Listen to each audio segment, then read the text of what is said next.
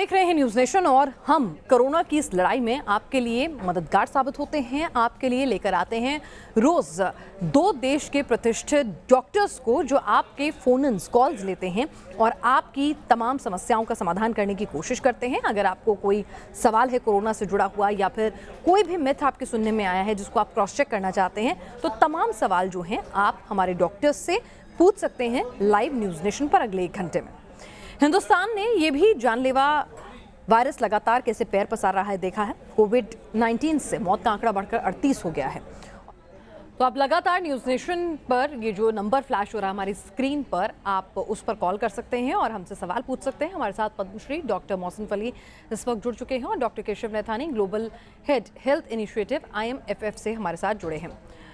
Doctor Keshav Naithani और doctor Mohsin, आपका स्वागत है। पहला सवाल मेरा डॉक्टर केशव नैथानी आपसे है, ये जो लगातार एक हमने स्पाइक देखा है, जो लगातार तेज़ी आई है, 300 से ज़्यादा मामले जो हैं पिछले 24 घंटों में उनमें बढ़ोतरी देखी गई है, तो क्या ये चिंता का सबब, क्या ये स्टेज 2 से स्टेज 3 की तरफ हम अग्रसर हो रहे हैं?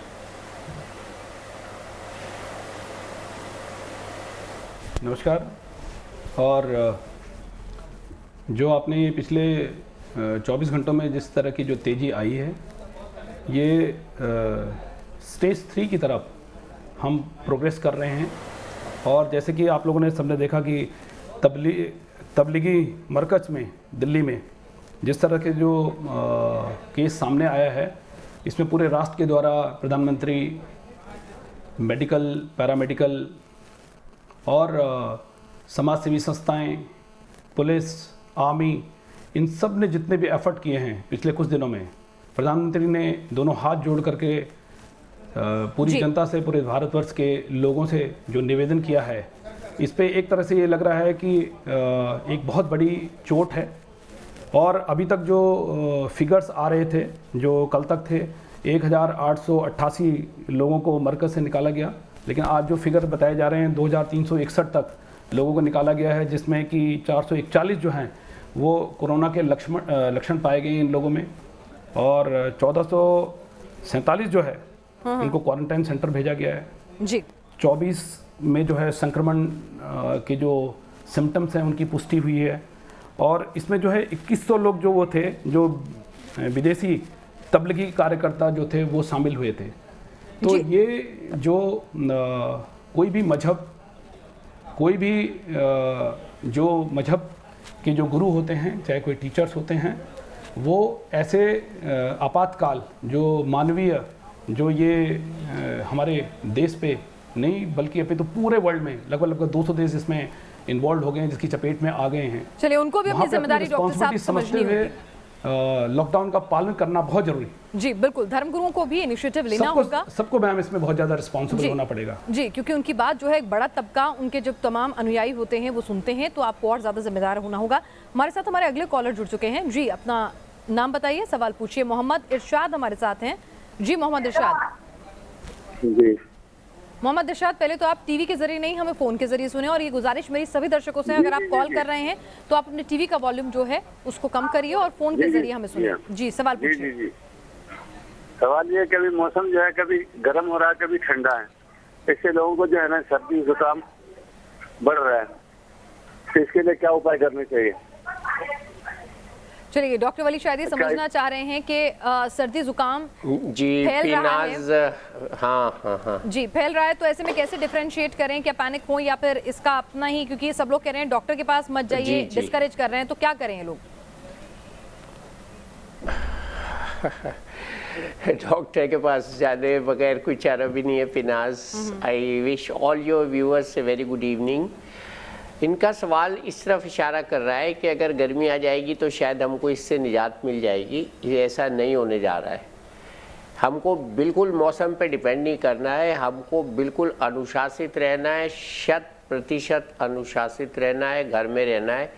जुकाम बुखार कोई जानलेवा बीमारी नहीं है, बाहर जाना इस समय जानलेवा है। और ये अपना सादा खाना खाएं, कुछ अपनी गर्म चाय वाय पी के अपने को ठीक रखें, थोड़ा केसर वेसर लें दूध में, और ज़ुकाम का इलाज कोई नहीं है, आराम करें।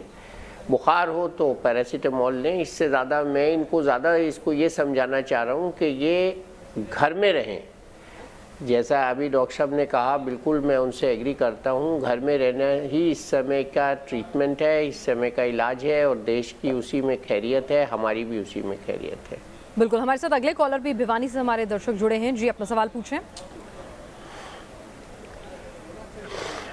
हेलो जी, पूछिए सवाल। हाँ नमस्कार मैम। नमस्कार। मैम पूछना चाहता हूँ, जैसे बच्चे हैं घर में इधर उधर खेल रहे हैं, इकट्ठे 3-4 बच्चे हैं, और वो गली में जाके भी वापस आ जाते हैं, कभी थोड़ा इधर उधर टहल लेते हैं, तो वो घर में आके क्या करें? उनके लिए क्या है भाई, उनको घर पे रखें या थोड़ा मोटा टहलने दें, गली में खेलने दें? वैसे गली खुली है, हमारे पास कोई नहीं है, इधर घर में अकेला घर है, अकेला घर तो है, उनके चलिए। लिए क्या करें? डॉक्टर केशव, अकेला घर है, आसपास कोई नहीं है घर के, अकेला घर है, तो लेकिन घर के ही 3-4 बच्चे गली में खेलने चले जाते हैं, क्या ये सेफ है या फिर टोटल घर के अंदर ही बंद रखें बच्चों को? नहीं, ये बिल्कुल भी medically it is not advise कि आप बच्चों को बाहर खेलने के लिए जाने दें। ये आजकल जो सोशल डिस्टेंसिंग से ज़्यादा जो है, इसको ये कहेंगे कि ये personal distancing, physical distancing is very important. हम सभी को as per the WHO and CDC guideline, हमें अपने आप से भी अपने बच्चों का जो डिस्टेंस है, कम से कम पहले जो था वो 3 फीट या 1 मीटर के करीब डिस्टेंस बताया गया था, लेकिन अब CDC बिल्कुल क्लियरली गाइडलाइन से, अगर आप WHO की गाइडलाइन देखेंगे, कि कम से कम भी 6 फीट या 2 मीटर का डिस्टेंस हम सबको मेंटेन करना है, अपने बच्चों की सेहत के लिए, अपने परिवार की सेहत के लिए और अपने राष्ट्र की रक्षा के लिए। मुझे लगता है हम सबको ये जो लॉकडाउन है, इसमें सोशल डिस्टेंसिंग और साथ साथ में फिजिकल डिस्टेंसिंग मेंटेन करनी बहुत ही ज़्यादा ज़रूरी है। बिल्कुल, आपको ये अच्छी बात यह है कि अभी तक जो मोर्टेलिटी रेट है मैम, हाँ। वो मोर्टेलिटी रेट है जो मैं इनको बता दूं कि अभी तक बहुत अच्छी खबर ये है कि अभी तक 10 साल तक जो मोर्टेलिटी रेट है वो बिल्कुल 0% है। 10 से लेके जो 40 साल तक है वहाँ पे मोर्टेलिटी रेट 2% है। 40 से लेके जो 50 साल हैं उसमें 0.4% है। 0.4% का मतलब है 1,000 में 4 लोग। बिल्कुल। और 50 से जो 60 है उसमें जो मोर्टेलिटी रेट है वो 1% है। और 60 to 70 जो है वो 3.4% है जी। और 70 to 80 जो है 8% है जी। और 80 प्लस में मैम 15% अभी तक मोर्टेलिटी रेट। चलिए, तो जैसे जैसे उम्र बढ़ती तो अभी जाती हम इस है, बात में भाग्यशाली हैं क्योंकि बच्चों को गाइड करना, जी बिल्कुल आप सही कह रहे हैं कि जैसे इसका खतरा बढ़ रहा है, उम्र बढ़ती है संक्रमण का खतरा बढ़ रहा है, इम्यूनिटी जो है आपकी वीक हो जाती है, आपके साथ 4 और बीमारियां जो हैं वो होती हैं, तो ऐसे में दिक्कत हो सकती है। डॉक्टर साहब की सलाह यही है, और बच्चों में अभी तक ये बहुत ज़्यादा नहीं फैला है, तो उसको भी कंट्रोल करिए जी, क्योंकि गली में कौन आ रहा है, कौन जा रहा है, कैसे सामान फेंक के आ रहा है, ये आपको नहीं पता है, तो इसलिए सेफ्टी घर के भीतर ही है। पिंटू हमारे साथ राजस्थान से अगले कॉलर हैं। जी पिंटू, पूछिए सवाल। Hello sir. जी हेलो पिंटू, पूछिए हेलो। सवाल अपना, आपकी आवाज़ आ रही है। हेलो, हमारे पापा जी के सर एलर्जी है, हाथों में एलर्जी है, तो सर उनके खून निकलते हैं, तो उनकी साबुन से हाथ धोने की मना है, तो वो बचत कैसे कर सकते हैं? मतलब कोरोना जी, क्या समझ गई। डॉक्टर मोहसिन वली, उनको एक एलर्जी है जिसमें हाथ से खून निकलता है, तो ऐसे में क्या करें? हाँ, वो एक्चुअली फंगल इन्फेक्शन, हाँ फंगल इन्फेक्शन होता है जिसमें पानी लगाने से बीमारी बढ़ती है।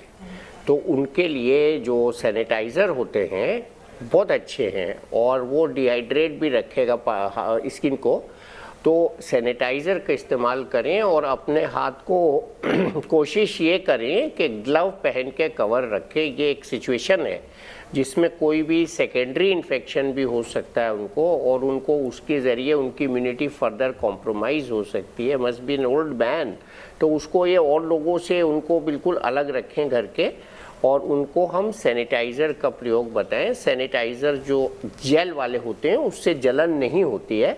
नॉर्मली जो वाटरी सैनिटाइज़र आ रहे हैं जो थोड़ा सा डुप्लीकेट भी हैं, उनसे जलन होती है, तो ये उनको या तो ग्लव पहना के रखें या सैनिटाइज़र का इस्तेमाल करें। बिल्कुल, तो इन चीज़ों का ख्याल रखें। हमारे साथ अगले कॉलर साहिबाबाद से जुड़ चुके हैं, रज़ा करीम साहब। जी रज़ा साहब, बताएं। हाँ मैडम नमस्कार। नमस्कार। अच्छा, मैं ये अभी सुन रहा था मरकज में मतलब के काफी लोग मतलब के वहाँ पे हैं, तो उसके बारे में मैं सवाल पूछना चाह रहा था। वहाँ पे जो मरकज के हेड हैं उन्होंने रिपोर्ट करवाई थी DM को, SHO को। नहीं, आपका सवाल देखिए, हमारे पास अभी डॉक्टर्स बैठे हुए हैं, तो सेहत से जुड़ा सवाल अगर आपके पास है तो जवाब मिल सकेगा। प्रशासन से जुड़ा कोई सवाल है तो अफसोस अभी हमारे साथ सही गेस्ट नहीं है। अगर हमारा कोई आगे कार्यक्रम होगा तो आपके हर सवाल का जवाब मिलेगा। अगले हमारे कॉलर हमारे साथ जुड़े रमेश भाटी। जी रमेश पूछें। उमेश भाटी जी, मैडम उमेश भाटी जी, नोएडा से पूछिए। बोल रहा हूँ मैं। जी बोलिए। नमस्कार मैडम, मेरा सवाल ये था, मुद्दा तो देखो कोरोना का सारे देश विश्व में चल रहा है। छोटा सा मेरा सवाल डॉक्टर साहब से। डॉक्टर साहब नमस्कार। मेरा सवाल ये है डॉक्टर साहब कि जो हम सामान से बाजार से जो सामान लाते हैं और खाने पीने में जो रोजमर्रा की खाने पीने यूज करते हैं, कितने टाइम तक हम आपसे दूर रखें उसको, ताकि मार्केट से भी तो ये हमारे सामान के साथ घर आ सकता है। जी ये मेरा सवाल। डॉक्टर केशव से ये सवाल मैं लेना चाहूंगी। डॉक्टर केशव, बाहर से अगर ग्रोसरी शॉपिंग या दूध या रोजमर्रा की चीजें खरीद कर ला रहे हैं तो क्या उन्हें 4-5 घंटे गेट के बाहर ही छोड़ें? नहीं, उन्हें 4-5 घंटे बाहर छोड़ने की कोई आवश्यकता नहीं है। इसमें बेसिकली जो भी आप ला रहे हैं वो जो पेपर जो है जिसका जीएसएम बहुत थिन है और जो पानी को सोख लेता है, उसको आपने आते ही अपने हाथ धोइए। हाथ धोने के बाद आप आराम से उन चीज़ों को, चाहे वो दूध का पैकेट हो, चाहे वो बाकी सामान जो भी पैकेट्स में आ रहा है, उन पैकेट्स को अच्छी तरह धो लीजिए साबुन से, और साबुन के पानी से। उसके बाद आप उसको वहाँ पे रख दीजिए, अंदर रख दीजिए, और उसके बाद दोबारा अपने हाथ धो लीजिए। इस तरह से आप अच्छी तरह से इसको प्रिकॉशन लेंगे। जिस भी पेपर का जिसमें जो पानी सूखेगा और जिसका जीएसएम कम होगा, जो पतला होगा, जो प्लास्टिक सर्फेसेस हैं या प्लास्टिक वो हैं, वहाँ पे ये वायरस जो है वो काफ़ी समय तक रहता है। मेटल और प्लास्टिक पे जो है लगभग 72 आवर्स, लगभग 3 दिन तक रहता है। तो उसमें आपको ज़्यादा सावधानी बरतने की आवश्यकता है। अगर आप इसको अच्छी तरह साबुन और पानी से धो करके इसे अंदर लाएंगे और यूज़ करेंगे, उसके बाद अपने हाथ धो लेंगे साबुन पानी से, तो मेरे हिसाब से there is no question of spreading the virus. ठीक है, तो हम इन तमाम चीज़ों का ख्याल रखें। प्लास्टिक और अगर किसी भी मेटल के कंटेनर में कोई सामान आ रहा है तो वहाँ ज़्यादा प्रिकॉशन रखने की ज़रूरत है। हमारे साथ अगले कॉलर जुड़ चुके हैं, रमेश कुरुक्षेत्र से हैं। जी रमेश, पूछे सवाल।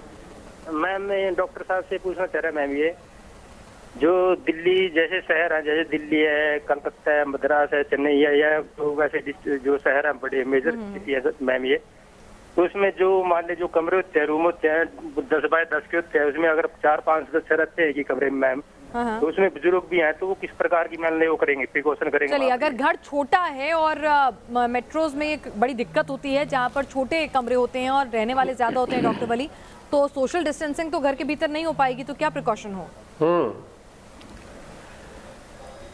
हाँ, संख्या थोड़ी बढ़ा दी है। ऐसा तो नहीं होता है, 4 लोग से ज़्यादा एक कमरे में तो कभी भी नहीं रह सकते, और आराम से रह लेंगे 4 लोग, ऐसा नहीं है छोटे घरों में।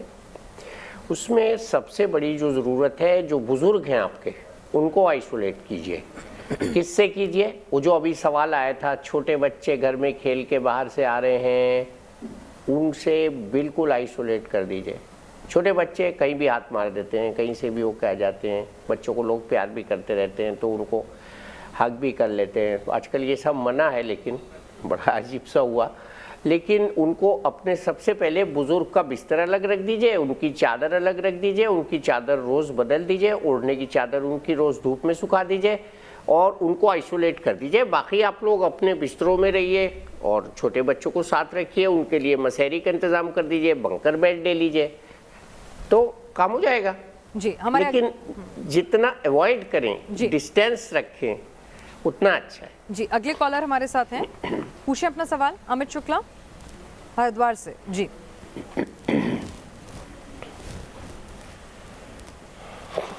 हाँ मैम, नमस्कार। नमस्कार। हाँ, दोनों डॉक्टर आपको भी नमस्कार। जी मैम, मेरा ये सवाल है कि जो हम लोग लॉकडाउन में और कोरोना वायरस के समय पे जो हम लोग करेंसी का उपयोग कर रहे हैं नगद में, क्या वो नुकसानदायक है? डॉक्टर केशव, करेंसी का यूज़, दुकान पे जाते हैं, चलिए अपनी करेंसी आपने साफ करके रख भी ली है, लेकिन दुकान पे जा रहे हैं, चेंज मिली है, क्या करें? करेंसी कैसे, कैशलेस ट्रांजैक्शन तो डे टू डे लाइफ में पॉसिबल नहीं है टोटल।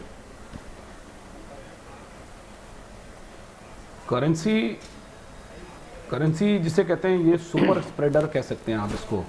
इस बीमारी में, कोविड-19 में करेंसी जो है ये सुपर स्प्रेडर की तरह काम करेगी। इसलिए करेंसी आप कोई भी यूज़ कर रहे हैं, बेहतर तो ये हो, अगर आपको बहुत ज़्यादा परेशानी ना हो, तो उस करेंसी को आप आते ही एक प्लास्टिक के उसमें रख दीजिए और कम से कम उसको 1 हफ्ते के बाद दोबारा यूज़ करें। अदरवाइज जैसे ही आपने करेंसी यूज़ की है, आप तुरंत हैंड सैनिटाइज़र जो मिनिमम, जिसमें जो है 60% आइडली 70% प्लस, उसमें 70% के करीब का अल्कोहल होना चाहिए। वो हैंड सैनिटाइज़र बार बार उसको यूज़ करें, करेंसी लेने से पहले भी और अपने पॉकेट में रखने के बाद भी।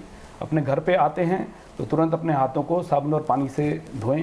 ये करेंसी इसलिए बहुत ज़्यादा सुपर स्प्रेडर मैं कह रहा हूँ क्योंकि करेंसी का जो नोट है, वो नोट जो है उसका जो GSM है वो बहुत डिफरेंट है।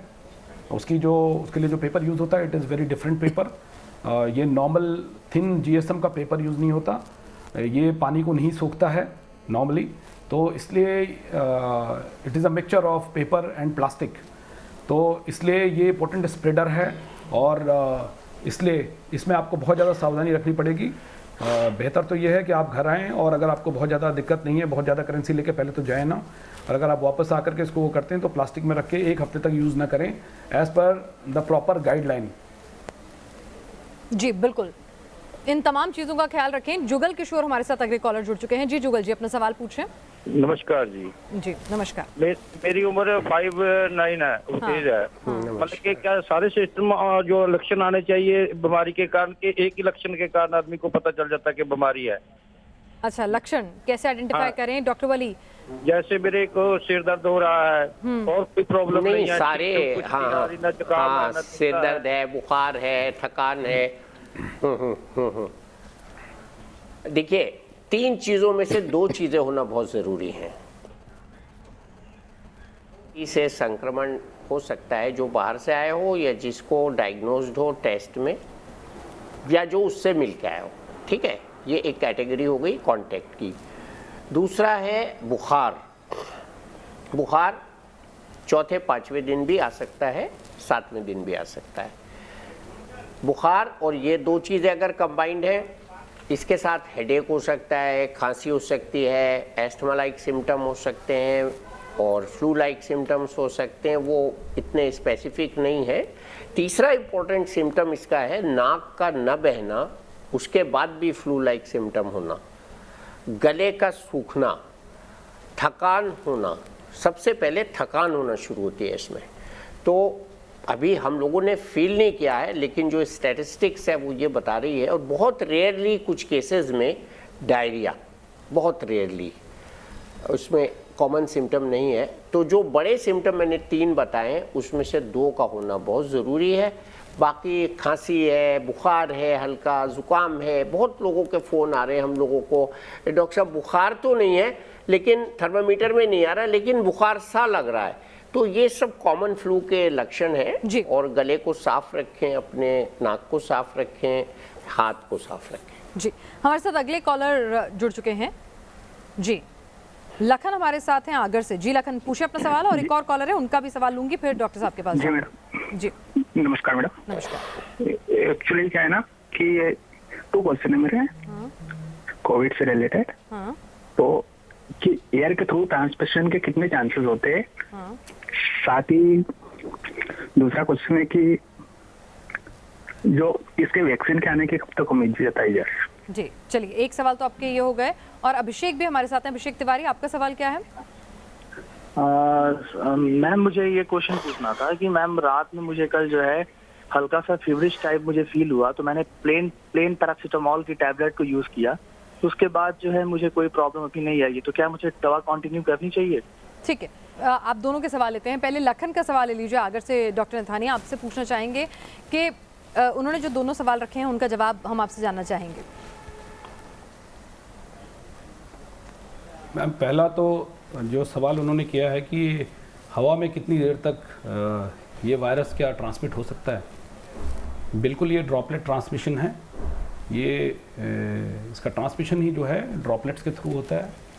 अभी जो इतनी ज़्यादा जो चिंता जताई जा रही है ये तबलीगी मरकज़ में बेसिकली, वो इसीलिए ज़्यादा जताई जा रही है कि वहाँ पे काफ़ी दिनों से ये लोग थे, और जिसमें जिस तरह की जब प्रेयर होती है तो इसमें आ और ई तरह के जो शब्दों का उपयोग होता है, उसमें ड्रॉपलेट ट्रांसमिशन होता है। तो एयर में ये जो वायरस है ये कम से कम 3 घंटे तक सर्वाइव कर सकता है। तो इस वजह से कोई भी अगर हम बात कर रहे हैं और अगर हमारा ड्रॉपलेट ट्रांसमिशन हो रहा है तो इसीलिए ये जो डिस्टेंस है, जो फिजिकल डिस्टेंसिंग, सोशल डिस्टेंसिंग और फिजिकल डिस्टेंसिंग पे इतना जोर दिया जा रहा है।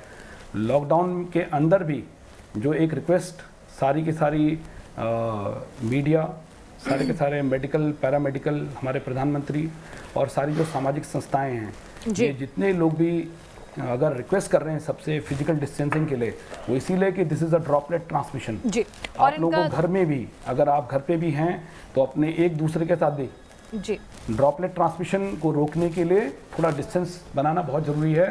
जो WHO आज की डेट पे CDC जो गाइडलाइन है वो 1 मीटर से ज़्यादा 2 मीटर 6 फुट या 2 मीटर का डिस्टेंस बना करके हम लोगों को इतना फिजिकल डिस्टेंस बनाना है। घर में भी अगर किसी को कफ एंड कोल्ड कुछ है तो आप थोड़ा डिस्टेंस बनाइए। दूसरा सवाल था, इसकी वैक्सीन दवा आने की कोई नियर फ्यूचर में कोई उम्मीद करनी चाहिए, कितना वक्त लग सकता है? और अभिषेक का सवाल जो था कि अगर हेडेक हो, डॉक्टर साहब एक सवाल और जोड़ रही हूँ, अगर हेडेक हो या बुखार हो तो पैरासिटामोल क्या सेफ मेडिसिन है? पैरासिटामोल मैम मेडिकली अप्रूव्ड दवा है, आप बिल्कुल इसको ले सकते हैं, लेकिन अभिषेक जी को मैं बता दूं कि आपको इसमें पैनिक होने की ज़रूरत नहीं है। अगर आपको ये खांसी और जुकाम है तो इसकी 3 कैटेगरी में आप इसको नॉर्मल डिवाइड कर सकते हैं। खांसी और जुकाम है तो ये सिंपल एक एलर्जी है। दूसरा है खांसी, जुकाम और फीवर। अगर ये 3 चीज़ें हो रही हैं तो H1N1 like flu like symptoms आ रहे हैं। अगर खांसी है, ड्राई कफ है और आपको हाई टेम्परेचर है, 102-103 डिग्री फ़ारेनहाइट है और ब्रेथलेसनेस साथ में हो रही है, सांस लेने में परेशानी हो रही है, तो तब जा करके, और आजकल जो नई रिसर्च आए हैं उसमें यूके में लास्ट वीक एक रिसर्च आया कि इसमें सूंघने की शक्ति पेशेंट की कम हो जा रही है और जब हम खाना खाते हैं तो आपकी जो टेस्ट बड हैं उसमें भी वो जो है आपको टेस्ट नहीं आएगा। तो अगर इस तरह के सिम्टम्स होते हैं तब आपको पैनिक होने की आवश्यकता है। तब ये कोरोना लाइक सिम्टम्स हैं, it is not corona virus कि आपको कोविड-19 हो गया है जी। तब भी ये सबसे जरूरी है कि आपको पैनिक नहीं होना है जी। नॉर्मल बुखार जी, ये नॉर्मल सिम्टम्स है, आप इनको सिर्फ कैटेगराइज कर सकते हैं। अगर सिंपल अगर नॉर्मल आपका खांसी या जुकाम है तो इसीलिए मैंने कहा it is just a bacterial infection. चलिए, तो पैनिक ना हो, टेस्ट तभी कराइएगा जब ये तमाम सिम्टम्स देखें।